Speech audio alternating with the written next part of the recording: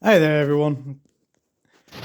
Um, I've been making some trees recently for a new layout that the Penna Lane team are working on, and I've been asked to do a little video of like how I make them. So this is just a basic, quick guide. You basically start off with your wire, your florist wire, or any wire you can get hold of, really. Bits of like scrap copper wire and that from electricians and stuff like that. And you get different gauges. So it depends what kind of light you want to do, really. But I've got some thin stuff here and a bit of thicker. But I've been using both. Anyway, you start off with your wire, you take them and you start just twisting them together. And you end up with something that looks a bit like that when you twist it all together.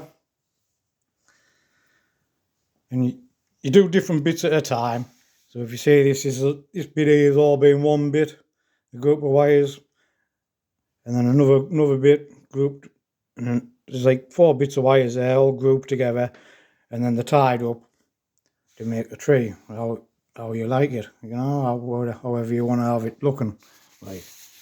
So once you've got it like that, there's a few different things you can do to get your basic layers on, like for your bark and that. But I've tried a few methods so far, and I found this it's like florist tape. So I've basically used that to help give us a nice firm base to put the bark on. As you can see there, it doesn't look too bad. Right, and then once you've got that done, you move on to the next bit, which is putting your bark stuff layers on, and you should end up with something that looks a bit like that. You see, this one's being made out of copper wire, quite thick copper wire. And the bark, the stuff I'm using for the bark, is this Green Scenes Flexi Bark. Got it off Roger from Squire's Models when he came to Locomotion there, Children. And it's quite good stuff, really, to be honest with you. It's a bit thick and gloopy, but that's ideal for what you want, and it gives you a nice texture on the trees.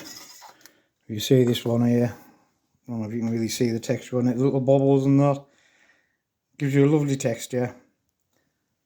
And then once that's dried, and on how you like it, you just mix your colours, your paints up, or whatever colour you want.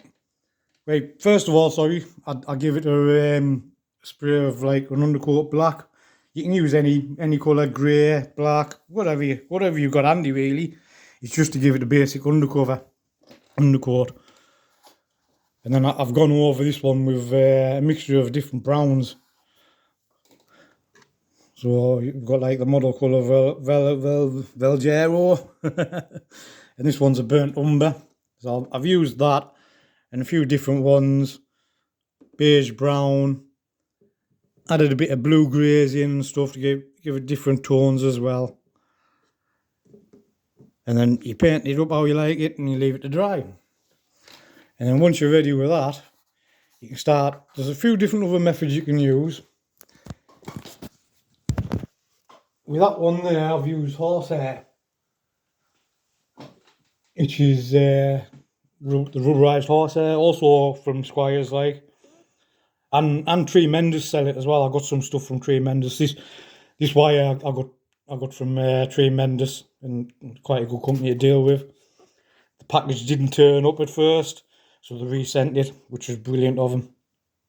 And luckily, the original package that they sent got returned to them, so that was good. So they didn't lose out, which was brilliant. Like, but yeah, so yeah, there's a few different things you can use: rubberized horsehair, or you can get this like flock stuff, like fleece kind of stuff from Scale Scenes and other people.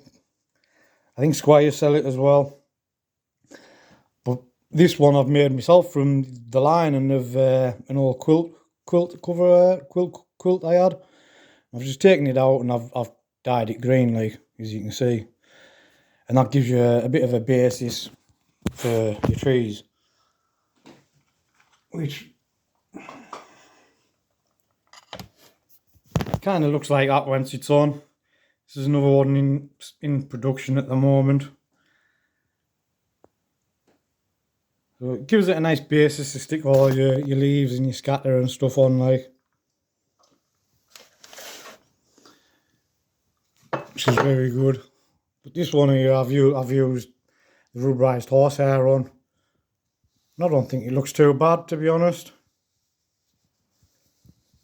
So this is just a quick video just to show you it's basic, you know, and I'll do a more in-depth video later. But there's others on YouTube who've done absolute brilliant videos, like Charlie. Oh, I can't remember his name now. It's gone out of my head. But you got Charlie who makes them as well, and he's got some videos on his YouTube channel. There's Jenny Kirks, she does them, and there's loads of other people, war gamers and stuff like that, who have good videos on YouTube about how to actually do them. But yeah, once you're happy with the horsehair and that, you put your scatters on, whatever colours you want and stuff, or your foams. This one here, I've used that foliage clusters, use that stuff. And it comes in big clumps, and you just break it up into whatever sizes you want. And I've used PVA, undiluted PVA on the ends of the branches. So like onto these bits here. And I've stuck the undiluted PVA onto that to get like the basic on. And then I've sprayed it with like a hairspray. Basically did help stick more on. Or you can use diluted PVA and have a spray and spray it on, and it helps stick more, and you can clump it in and push it in and it sticks, you know. And that's the basis of how you can do it. And I'll just show you this one over here I've got. I'll put that down a minute. And this one here, I've done it as like a little apple tree, so you can see there's a few little apples on there. And again, you can get this stuff from Scale Scenes and Squires and people like that make all this stuff, that sell all that stuff, like. But yeah, just a quick video to give you a basic idea, you know.